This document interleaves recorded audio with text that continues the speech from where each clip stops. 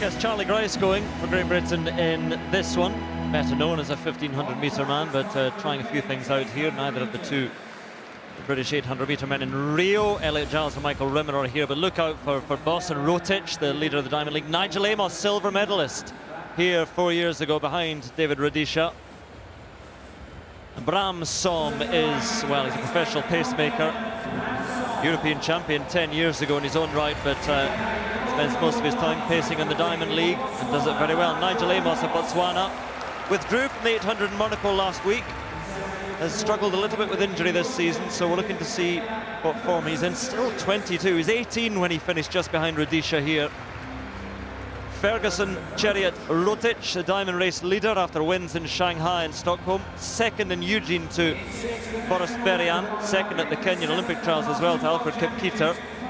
Pierre-Ambroise Bos can blow a bit hot and cold. Only fifth at the European Championships behind Kishot and Lewandowski and Giles and Tuka.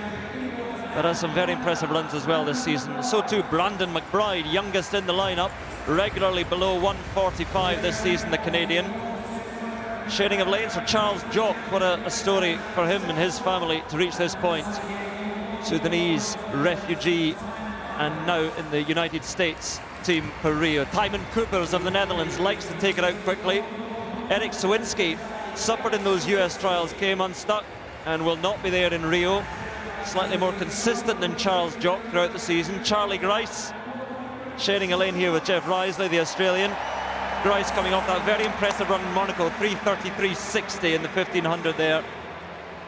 A good challenge for him to get involved in an 800 metres race. And Mark English of Ireland goes on the inside. And there is Ferguson Chariot, better known as Ferguson Chariot Rotich. On your mark. So he should be the man to beat here in the men's 800 metres. And Bos just inside Rotich. Nigel Amos in the orange shirt just outside. And Bram Som on the far outside has been asked to take them through in 50 seconds to 400 metres and then about 1:16 to 600. And we'll see how quickly they go. Who can forget that wonderful, wonderful race on this track 4 years ago when Rudisha was the pacemaker and the winner.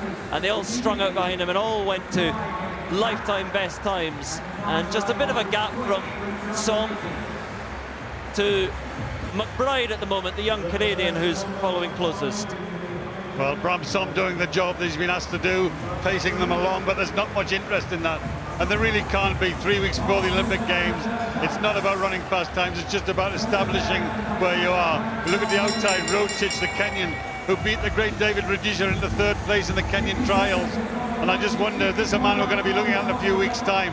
Charlie Grice, who's impressed so far, using this race as a springboard for his Olympic 1500-metre attack. Bram Som doing well, McBride following, and then down the back straight, Charlie Grice starting to run well as Bos of France takes over. Bos hits the front and Amos tries to lift the pace a little bit with that rather ragged style, and McBride, an elegant runner inside, but Bos leading them out at the moment. McBride and Amos in close contention. Charles Jock all the way at the back, and Charlie Grice is beginning to labour a little bit. But here comes Bos. McBride trying to lift the pace, but it's Pierre-Ambroise Bos coming through for the victory surely. McBride, does he still have something? He's closing a little bit, but he's not going to get there. And Bos hangs on just from McBride. And Chariot Rotich came through, Amos in fourth place, but Pierre-Ambroise Bos, well, he was closest to the pacemaker. When Som steps aside, he took it on. And what a time he's run there, 1:43.88. And he did it the brave way, the hard way, from the front. I said that he can blow slightly hot and cold and was fifth at the European Championships, but he was in charge there. Well, I think that was disappointment. A good result for Bos and a surprise result in some ways. He's got the talent, but we see him on the big occasion, doesn't quite do it. Tonight, I just thought he ran a perfect race, but Charlie Grice coming off the track there, he's had a look at the time now and he'll be absolutely delighted. But here's Bos into the finishing straight. McBride from Canada chasing him. Amos, the Olympic silver medalist, and Rotich, the man who are looking to do well in Rio, both fading a little. Bos holds them off. McBride runs well. Rotich just comes through. And finishing there on the screen, you can just see coming into shot at the back. There's Charlie Grice coming into the finishing straight, and he'll be delighted with this. 1:45.6. What a perfect time to run for him. A personal best for Charlie Grice, which now means when he goes to Rio for the 1500 meters, he won't be contending with these guys, but he's got an awful lot of confidence coming from that. There's Boss. Very, very good performance. McBride looks impressive. Amos clearly struggling in third place, and Rotich just overtaking him. But these two on the way through, running well, running strongly. There's Rotich into third place. He'll be disappointed with that. But there they come through, and there's Charlie Grice, about 8th place, but for him, a terrific performance. And I think that's the way you want to go. That's a perfect night for him. Boss wins it. McBride is second. Surprises behind. For me, the run of the night, and a great one for Great Britain, Charlie Grice, 1:45.6. Yes, confirmation of that, and again, when he was so far down the field, it rather gives a false impression for Charlie Grice. He's not on the first page there, won by Pierre Ambroise Boss, 1:43.88, very impressive. So too Brandon